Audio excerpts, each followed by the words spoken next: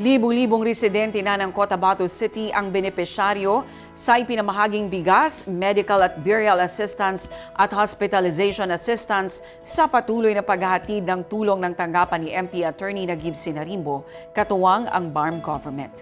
Ang kwentong serbisyo publiko mula kay Jenny Garcia.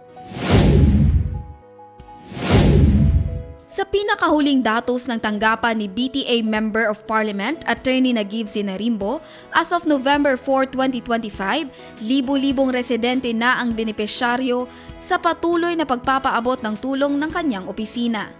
Ito ay mula sa alokasyon at tulong na naipamahagi mula sa mga attached offices ng Office of the Chief Minister at mga ministries.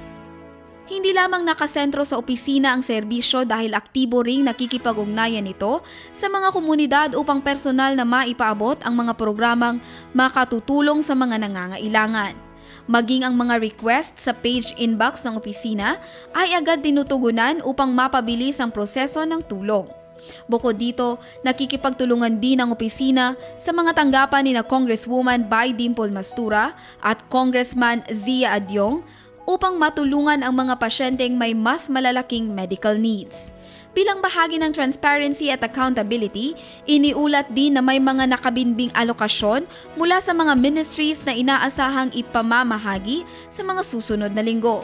Kabilang dito ang cash assistance para sa mga estudyante sa kolehiyo, mga training para sa out-of-school youth, construction materials, sports equipment, cash assistance para sa mga magsasaka. Nakipag-ugnayan na rin ang opisina ni MP Sinarimbo sa mga kaukulang ministeryo upang maiproseso agad ang mga pondong ito at maihatid sa mga benepisyaryo. Jen Garcia, iMinds, Philippines.